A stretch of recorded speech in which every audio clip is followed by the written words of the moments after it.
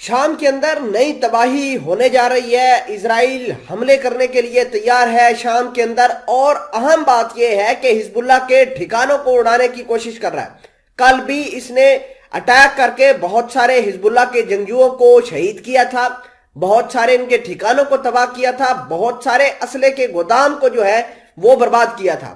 آج پھر ایک خبر آئی ہے کہ حزب اللہ نے اپنے اسلحے کے ٹھکانوں کو شفٹ کرنا شروع کر دیا ہے، اسلحے کو منتقل کرنا شروع کر دیا ہے۔ حزب اللہ نے دمشق کے جنوب میں اپنے فوجی مقامات سے ہتھیار اور گولہ باری القصوہ کے آس پاس منتقل کرنا شروع کر دیا ہے۔ ناظرین گرامی، کل جو اٹیک ہوا تھا، کل اسرائیل کی سیکیورٹی فورسز نے جو اٹیک کیا تھا وہ بیسیکلی کنتیرا کے علاقے میں کیا تھا، جو کہ گولن ہائٹس کے بالکل قریب کیا گیا تھا۔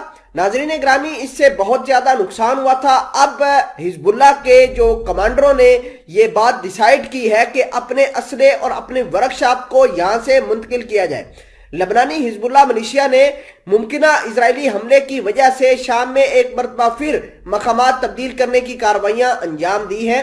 حزب اللہ نے دمشق اور حمص کے مشرقی ریگستان کے آس پاس اپنے متعدد فوجی مقامات کو تبدیل کر لیا ہے، جن کا انکشاف شام کی آبزرویٹری فار ہیومن رائٹس نے دعویٰ کیا ہے۔ ناظرین گرامی، اس تمام تر کھیل سے ایک بات تو پتہ چلتی ہے کہ اسرائیل نے بہت بڑے لیول کے اوپر جا کے حماس کو، حزب اللہ کو اور ایران کے ٹھکانوں کو شام کے اندر ٹارگٹ کرنا ہے، اور اس کو یہ بات کنفرم پتہ ہے کہ ان کی جنگ کے اندر رشیا ایران کی مدد نہیں کرے گا۔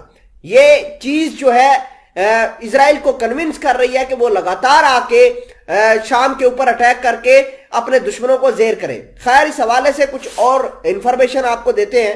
چھوٹی سی گزارش ہے کہ آپ ہمارا یوٹیوب چینل حسنات ٹی وی کو سبسکرائب کر کے پاس موجود گھنٹی کے نشان کو دبا لیں تاکہ لیٹسٹ نیوز آپ تک پر وقت پہنچتی رہے۔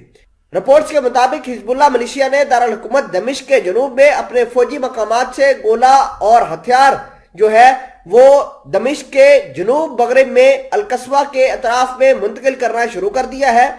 پارٹی رہنماؤں کے حکم پر اسلحے کو ایک سے زائد گوداموں میں پھیلا دیا گیا ہے۔ حمص کے دیہات میں، خاص طور پر مشرقی علاقے میں، حزب اللہ نے اپنی پوزیشن بھی تبدیل کر لی ہے۔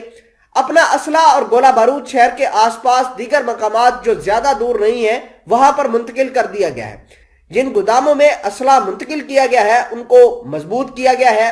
رپورٹ کے مطابق یہ معاملہ حزب اللہ ملیشیا کیموفلاج آپریشن کے طور پر سامنے آیا، اور حزب اللہ یہ چاہتا ہے کہ اپنے ہتھیاروں کو جو ہے وہ نامعلوم طیاروں اور اسرائیل کے ممکنہ آپریشن سے بچایا جائے۔ آپ کو یہ بھی بتا دیں کہ حزب اللہ نے دمشق کے دیہی علاقوں میں شامی لبنان کی سرحد کے قریب اپنے فوجی مقامات اور پوائنٹس کے اندر نئی کیموفلاج کارروائیاں کی ہیں۔